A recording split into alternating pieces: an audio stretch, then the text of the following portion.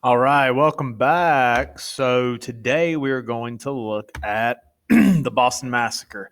I guess not last week, 2 weeks ago, you guys did a newspaper article on the Boston Massacre where I asked you guys to take um, just like very general information and firsthand accounts and create a newspaper article, kind of highlighting what had happened, as if you were writing the newspaper article to be released on May 6th, which was the day after the Boston Massacre.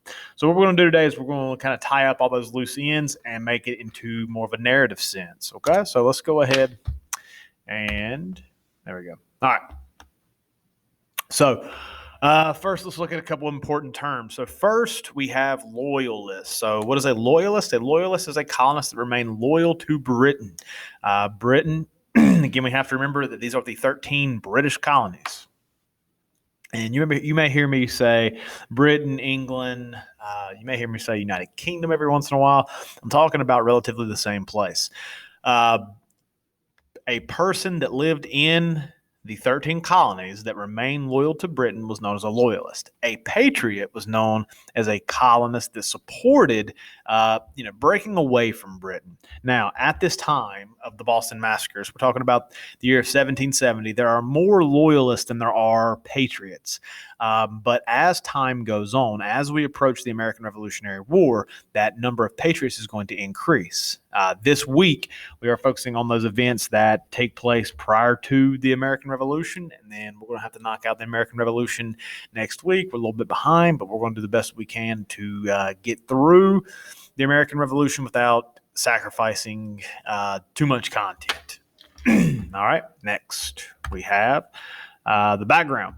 So you should have a decent idea of the background because of our newspaper article, but just in case, we're going to take a look at this. So the Boston colonists were very angry at the Townshend Acts, and they began protesting. It's not just the Bostonians that are affected by these new taxes. It is, about everybody throughout the 13 colonies. But Boston is really the center of like political activity in early, if you want to call it early America. But during this time period, it's really Boston and Philadelphia being the two main centers of political activity. While these Boston colonists are becoming angry and dissatisfied with these British taxes, they begin protesting, and their motto becomes no taxation without representation. Now, we know what no taxation means. No taxes. We got that. But the representation part. So the reason that these colonists are mad are not because they're getting taxed. It is, but it's not just because they're getting taxed, but because they're getting taxed and they have no say-so in their government whatsoever. This idea is essentially going to spawn the birth of American democracy.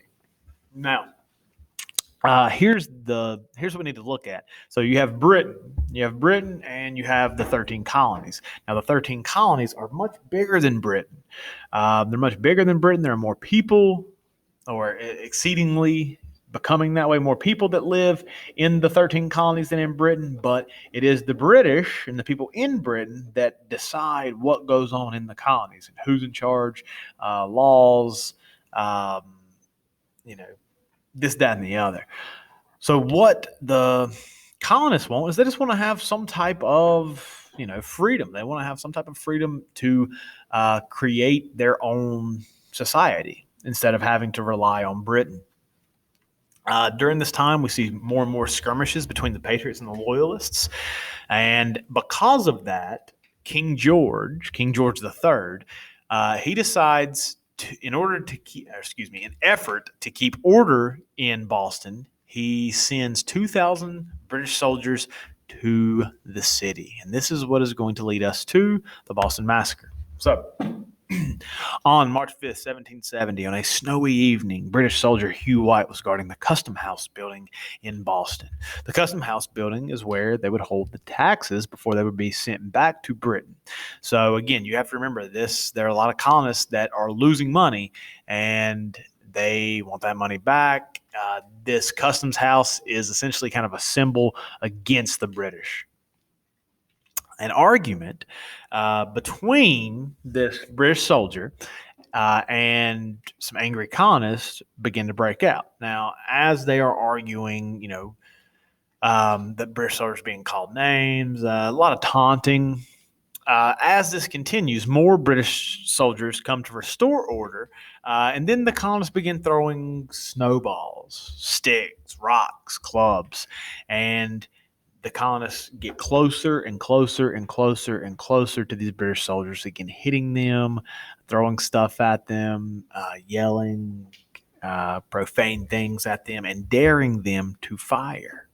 Now, in this confusion, one of the British soldiers fires, followed by several of his compatriots, and 5 people are shot and killed by the British soldiers in the streets of Boston.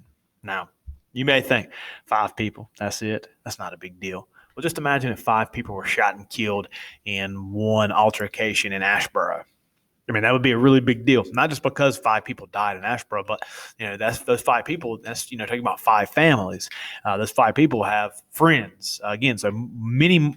They have employers. They have schools. They have things they're involved in. So no matter what, like this is a big deal. This is a big deal. Even if you look at it. Sorry, I'm fixing my hair. Even if you look at it, 5 people, that's not a big deal. To those families of those 5 people, it's the biggest deal in the world. To those friends of those 5 people, again, it's life altering. So we have to keep that in mind, in perspective, I guess. All right. So this is what happens now. As this goes down, both John Adams and Samuel Adams are going to find themselves near the scene following this event, not in the act, but following this event. Samuel Adams is going to take the side of the Boston colonists, while John Adams is going to offer his services to the British soldiers. Now, let's talk about why. So, these 2 guys we see at the top right here. This is Samuel Adams. This is John Adams. So, the British soldiers are arrested and accused of murder, first-degree murder. So, it's premeditated. John Adams is a lawyer, and he decides to represent the British in court to ensure that the soldiers had a fair trial. So, again, first-degree murder, this states that it must be premeditated. And this is what Samuel Adams is not a lawyer, but this is what Samuel Adams and many of the colonists are calling for. They are saying that the British murdered these Boston colonists in cold blood, and this is their plan all along. John Adams does not see it that way, and he wants to make sure that these British soldiers are not taken advantage of. He sees that we must have a fair and just court system, or we don't have anything at all. So Adams, he not only agrees to become their representation in court, but Adams is he's probably the most hated man in all of Boston. He is seen as a loyalist now, even though John Adams is, again, in favor of revolution and in favor of splitting from Britain. But he does not believe that we could have a stable society if innocent people are found guilty by a jury. So his job that he sees is to make sure that these British soldiers get a fair trial. Now, during the trial, Adams argues that the British soldiers had the right to defend themselves, and he shows how chaotic the scene was. Throughout this, many holes are poked in the testimonies of witnesses that were at the event of the Boston Massacre. And during this deliberation, the jury finds that the British soldiers were found not guilty, and they were simply defending themselves. The soldier that first fired upon, and subsequently the rest that fired upon these Boston colonists, they thought they were receiving orders from their leader, from their lieutenant. They thought they were receiving orders from him when it was actually Boston colonists that had gotten behind them. They were standing in a line. They got behind them and were yelling and tempting them to fire. They are yelling, fire! And it comes from the position of, again, their lieutenant. And so they fire upon this crowd thinking that it is their orders when it is not. The British soldiers are found not guilty. And the Sons of Liberty, that don't pick up at the bottom, does it? The Sons of Liberty use this incident to paint the British as evil. And again, the Sons of Liberty are the Patriot group led by Samuel Adams, who is the cousin of John Adams. And they're going to use this to make sure that many Bostonians believe that the British not only murdered 5 Bostonians, but they did so in cold blood and got away with it. Now, this is important because it's going to kind of help set the stage for what's next in our curriculum, which is going to be the Boston Tea Party. Okay, so I'm not making the Sons of Liberty out to be like bad people or evil in themselves. I'm simply pointing out things that they did because the Sons of Liberty are both going to be a very heroic group, and they're also going to be somewhat of a villain as well. But I think that's just a good way to look at human beings. Good afternoon, UCA. The buses are here. All bus drivers to the front of the building, please. All right. Last call for buses. All right, there we go. So I will talk to you guys tomorrow.